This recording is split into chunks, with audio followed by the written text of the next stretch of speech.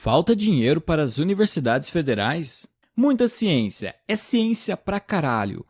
Este é o Visão Libertária, sua fonte de informações descentralizadas e distribuídas. Esse artigo foi sugerido e escrito por Igor Martins, revisado por Stanley Calderelli e narrado por Alexander Bard. Saiu uma reportagem no G1 falando que as verbas destinadas para as universidades federais caíram cerca de 73% nos últimos 10 anos. A grana era usada principalmente em obras de infraestrutura. Do ponto de vista libertário, a cobrança compulsória de impostos é uma forma coercitiva de lesar as pessoas que perdem propriedade numa extorsão, por isso é ilegítima. Assim, não importa muito como o Estado gasta esses recursos, já que as pessoas perderam parte do que produziram, não faz diferença. Apesar disso, já que políticos insistem em dizer que é preciso haver mais eficiência na gestão, dá para a gente falar do ponto de vista utilitário sobre os investimentos na educação universitária. Primeiro, precisamos entender como a verba recebida pelas universidades é organizada. Existem as despesas obrigatórias, como os salários dos FUNSAs e suas aposentadorias, que representam cerca de 80%, e tem as verbas não obrigatórias, que são as despesas mensais para manter o funcionamento da universidade, das bolsas de pesquisa, funcionários de limpeza e do restaurante universitário, e também para fazer investimentos. Perceba que a parte mais cara aí é um custo fixo sagrado para eles, que todos temos que financiar pagando imposto. Mas por que o Estado não investe mais em ciência? Meu caro bovino gadoso, vamos começar a entender a economia básica. Segundo Lionel Robbins, a economia pode ser definida como o estudo de recursos escassos e de seus usos alternativos.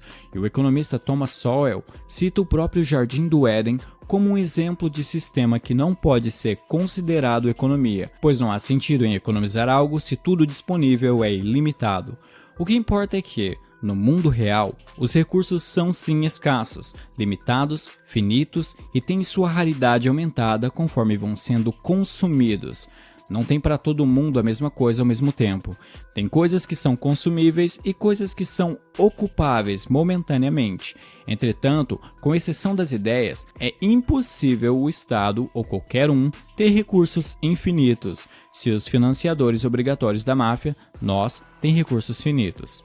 É impossível negar a finitude, nem mesmo com tributação de grandes fortunas, emissão de dinheiro e títulos de dívida, etc., porque essas coisas apenas impactam no fluxo e uso dos recursos. Thomas Sowell trata disso também no livro Visões de Mundo, em que fala sobre a visão restrita, que reconhece a limitação dos recursos e as consequências das ações, e da visão irrestrita, que ignora isso. Após roubo feito, para que as coisas não piorem, é preciso fazer a alocação dos recursos de maneira racional. Mas o que acontece? Ora, como o Estado não precisa ser eficiente, ele tende sempre a usar o que tem de forma irracional. Irracional do ponto de vista de eficácia, mas usa de forma racional só do ponto de vista político. É isso que gera ineficiência. É da essência estatal não ter motivos para ser eficiente para as pessoas. É muita ineficiência, é ineficiência pra caralho. O Estado só é bom em aumentar o próprio poder. Vale salientar aqui que essa é uma análise utilitarista, que geralmente se baseia naquela ideia falsa de bem comum, de que ele sabe o que é melhor para todos, de que sabe como proporcionar prosperidade, como cuidar das pessoas vulneráveis economicamente e por aí vai.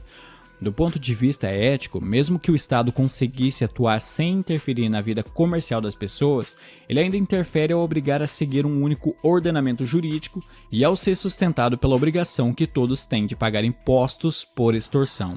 É ilegítimo. Visto isso, chegamos ao ponto central da discussão. O discurso mantido é um argumento de apelo emocional, de que as universidades estão sucateadas e de que falta dinheiro para melhorar a infraestrutura, ter ambiente de pesquisa científica de ponta, etc. O engraçado é que ninguém questiona o alto custo das despesas obrigatórias. Ninguém mexe nos meus direitos. Tá na lei, né? Legislação ignora a ética e quem quer usar as leis para determinar os direitos esquece que, para cada direito criado, surge uma obrigação e toda obrigação custa. E quem paga sempre somos nós, bovinão. A classe docente das universidades se vê como seres divinos, Claro, senão o que seria de um estudante se não existisse um professor super essencial na aula para fazer leitura de slide na tela? Com a aprovação do teto de gastos, o descontrole na época das vacas gordas acabou, mas nós voltamos de novo ao tempo das vacas magras. Nunca saímos disso.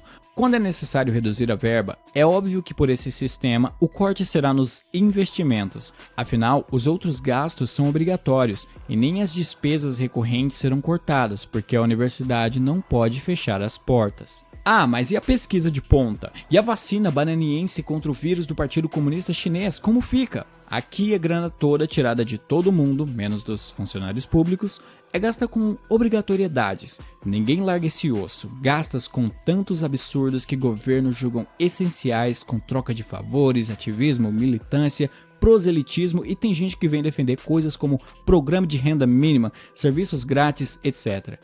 É triste ver o pensamento de muitos que acham que o dinheiro nunca acaba. E por falar em ciência, a gente sempre ouve que precisamos investir muito em ciência porque a salvação do país precisa dela. Ora, não é muito difícil encontrar trabalhos com temas como por onde andam os gogoboys de Juiz de Fora? Isso é das ciências sociais, aí não dá pra dizer que não seja ciência. Essa turma adora banalizar o termo, tem tara por ciência, a gente viu que o estatista gosta muito de ciência, principalmente para justificar autoritarismo. No geral, as nossas pesquisas científicas geram baixo impacto e por isso tem pouca relevância mundial. É fácil de sacar isso usando o CPP, citações por paper, para perceber que Banana está na posição 53 de 66 máfias estatais em 2016. É ridículo. De fato, temos aqui universidades que publicam bastantes papers, mas não basta apenas publicar.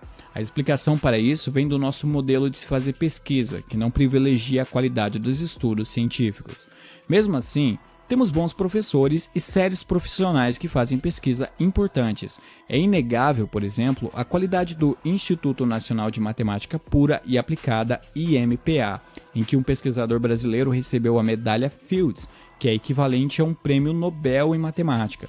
Mas parece que é só nisso que estamos bem. É mesmo necessário questionar se o problema é falta de grana? Será que ter trilhões disponíveis faria magicamente as pesquisas ficarem excelentes? Ou você não acha que, com dinheiro ilimitado e disponível, iria rolar a festa da ciência e a orgia da pesquisa científica? Repensar o modelo de gestão estatal tem poucas chances porque, como explicou o Milton Friedman, gastar dinheiro dos outros com os outros é fácil. O Estado, que sempre vive essa situação, nunca precisa se preocupar com responsabilidade fiscal quando os gastos que interessam a seus integrantes já estão garantidos na lista de obrigatórios. Quem é libertário entende que, por ser uma questão ética, qualquer coisa, inclusive pesquisas científicas, qualquer coisa, deve estar com profissionais autônomos e com empresas, sob concorrência livre no mercado. Deixe a iniciativa privada agir. E para quem fala que o dinheiro de poderosos estaria a serviço deles às custas do sofrimento futuro das pessoas, lembre que pesquisador científico sério lida com a realidade e com as demandas por soluções e não pode desperdiçar. Mesmo que haja intenção de manipular algo em favor de alguma corporação, as consequências de negar a realidade sempre vão se impor, como lembra Ayn Rand numa de suas frases famosas. Aliás, se no meio acadêmico, dentro do ambiente estatal, reforçam que as pesquisas são tão de qualidade, por que deveriam ter medo de concorrer no mercado? A Embrapa, por exemplo, é um dos institutos mais proeminentes aqui em Banana por conta dos resultados relacionados à agronomia. Já que são tão bons os seus cientistas, o instituto bem que poderia ser entregue a eles de graça para terem autonomia total na captação e gestão de recursos, nos métodos e nos assuntos estudados. Já que são aqui tão prestigiados e se há demanda no mercado, por que alguém não investiria na ciência deles para solucionar tantas coisas importantes? Com a epidemia do vírus que o Partido Comunista Chinês tentou esconder, ficou evidente a importância de pesquisas. Elas são fundamentais. Empresas estão interessadas em desenvolver vacinas porque é uma oportunidade de otimizar processos, automatizar tarefas e, principalmente, porque há demanda e chance de lucro. Mas não dá para forçar a barra dizendo que a qualidade das pesquisas científicas em Banana seja super relevante no mundo. Não temos esse protagonismo como é falado por aí. O que tem mais chance de ser percebido é a defasagem dos nossos formandos. Um estudante de engenharia pode passar sua vida acadêmica indústria, manuseando equipamentos tecnológicos ou softwares que nem são mais usados por empresas quando ele se formar. Mas é aquele velho público gratuito e de qualidade. E como a educação não é mercadoria na cabeça de um bando de amebas com CPF, que acha que chamar as coisas de direito garante ou melhora acesso à qualidade, vamos aí continuar financiando a formação descompassada com um mundo que está, de fato, fazendo pesquisa de ponta. Isso vai nos custar caro, porque a defasagem na evolução científica aqui, gerada pela má alocação de verba, vai impactar tanto os vários setores da indústria, como a produtividade dos novos profissionais. Isso é o resultado de querer defender um sistema coercitivo que interfere negativamente porque desperdiça dinheiro ao priorizar motivos políticos, piorando as relações de necessidade e capacidade que, só no mercado, quando é livre, se encontram os estímulos para competir e fazer algo melhorar. Para quem tem mais de 2 neurônios funcionais e vê a piora econômica aqui nos últimos 10 anos, é bem compreensível ver 75% menos verba em algo não essencial. Mas quem sofre daquela febre estatitose aguda acha que dinheiro é criado in vitro e isso não gera problemas. Obrigado por sua audiência. Se você gostou deste vídeo, clique no ícone de curtir abaixo e compartilhe o vídeo em sua rede social. Se você deseja ser notificado de outros vídeos, clique em se inscrever e depois no ícone da campainha. Até a próxima!